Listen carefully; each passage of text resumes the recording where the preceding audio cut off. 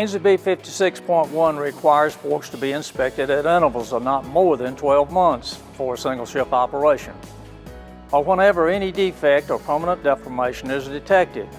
Harsh application will require more frequent inspections. We recommend using calipers to check for wear. This gives us the ability to inform our customers about how much life they have left in the forks. We have developed a worksheet that allows us to enter the fork's dimensions. This gives us the amount of wear and the percentage of wear. Forks should be at least 90% of the original thickness.